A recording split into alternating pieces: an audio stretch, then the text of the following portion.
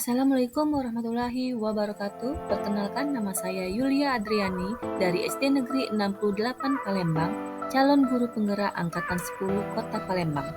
Di sini saya akan menyampaikan kesimpulan dan refleksi pemikiran Ki Hajar Dewantara dari modul 1.1 koneksi antar materi. Pendidikan dan pengajaran tidaklah sama. Menurut Ki Hajar Dewantara, pengajaran adalah bagian dari pendidikan. Pengajaran merupakan bagian penting dalam proses pembelajaran.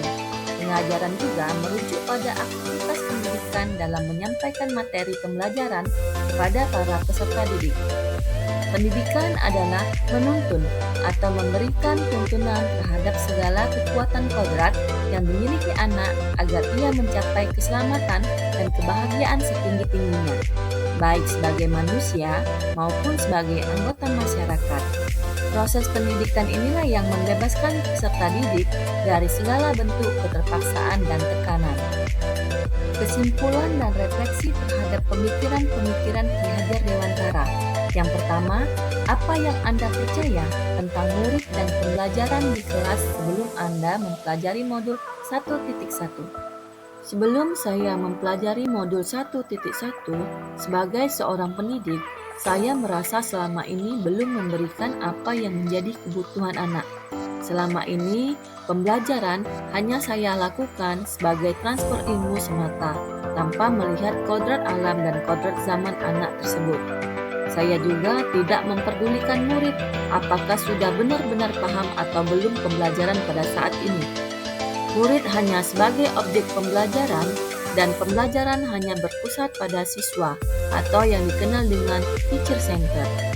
Kesimpulan dan refleksi yang kedua, yaitu apa yang berubah dari pemikiran atau perilaku Anda setelah mempelajari modul ini. Setelah saya mempelajari modul 1.1 sebagai seorang pendidik, saya mulai terbuka. Apa yang saya lakukan selama ini tidaklah tepat.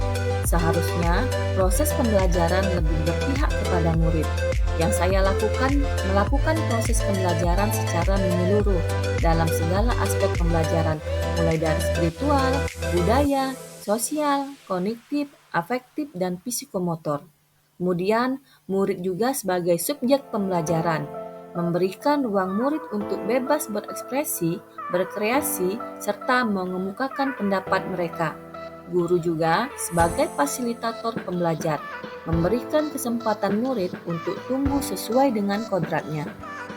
Kesimpulan dan refleksi yang ketiga, apa yang dapat Anda terapkan lebih baik agar kelas Anda mencerminkan pemikiran Ki Hajar Dewantara? Yang dapat saya terapkan dalam pembelajaran di kelas yaitu, sebagai seorang pendidik, langkah awal agar kelas yang saya ampu bisa mencerminkan pemikiran Ki Hajar Dewantara yaitu dengan meyakinkan diri sendiri bahwa setiap anak memiliki bakat dan minat masing-masing sesuai dengan kodrat alamnya.